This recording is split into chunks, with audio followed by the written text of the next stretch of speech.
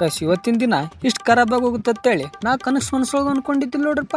Guys ಎದ್ದೇಳನ ನೆನಪಾಯ್ತು 2, 4, 6 ಸೆಮ್ದವ್ರಿಗೆ ನಾಳೆನೆ exam form ತುಂಬಾಕ ಲಾಸ್ಟ್ ಡೇಟ್ ಅಂತೇಳಿ ಅದಕ್ಕೆ ರೆಡಿಯಾಗಿ ಪಟ್ ಪಟ್ ಅಂತೇಳಿ ಊಟ ಮಾಡಿ ನಾವು ಹೊಂಟಿದ್ವಿ ನೋಡ್ರಿ ಬಸ್ ಹತ್ಕೊಂಡು ಬಿಜಾಪುರ್ ಕಡೆ. ಬಿಜಾಪುರ್ಗೆ ಹೋಗೋಣ ಗೊತ್ತಾಯ್ತು ನನ್ನ ಡಾಕ್ಯುಮೆಂಟ್ಸ್ ಎಲ್ಲ ನಮ್ಮ ಹಾಸ್ಟೆಲ್ದಾಗ ಅದಾವ ಅಂತೇಳಿ ಅದಕ್ಕೆ ಗಾಂಜಕ್ಕೆ ಹೋಗಿ ನಾ ಹೊಂಟಿ ನೋಡ್ರಿಪ್ಪ ನಮ್ಮ ಹಾಸ್ಟೆಲ್ ಕಡೆ. ಹಾಸ್ಟೆಲ್ಗೆ ಹೋಗಿ ಡಾಕ್ಯುಮೆಂಟ್ಸ್ನೆಲ್ಲ ಮಡಚಿ ಬ್ಯಾಗ್ನಾಗ ಇಟ್ಕೊಂಡು ಸೈಕಲ್ ಹತ್ಕೊಂಡು ನಾವು ಹೊಂಟಿದ್ದೆ ನೋಡ್ರಿ ಒಳ್ಳೆ ನಮ್ಮ ಕಾಲೇಜ್ ಕಡೆ. ನಮ್ಮ ಊರಿಂದ ಬಿಜಾಪುರ್ಗೆ ಬಂದು ಬಿಜಾಪುರಿಂದ ಹಾಸ್ಟೆಲ್ಗೆ ಹೋಗಿ ಹಾಸ್ಟೆಲಿಂದ ಕಾಲೇಜ್ಗೆ ಹೋಗೋದಕ್ಕೆ ಟೈಮ್ 12:40 ಆಗಿತ್ತು ನೋಡ್ರಿಪ್ಪ.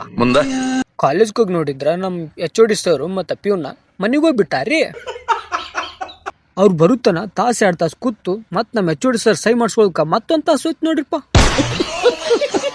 ಇಷ್ಟೆಲ್ಲ ಆದ್ರೂ ಎಕ್ಸಾಮ್ ಫಾರ್ಮ್ ತುಂಬುದಾಯ್ತು ಅನ್ಕೊಂಡ್ರ ಇಲ್ವೇ ಇಲ್ಲ, ಚಾನ್ಸೇ ಇಲ್ಲ.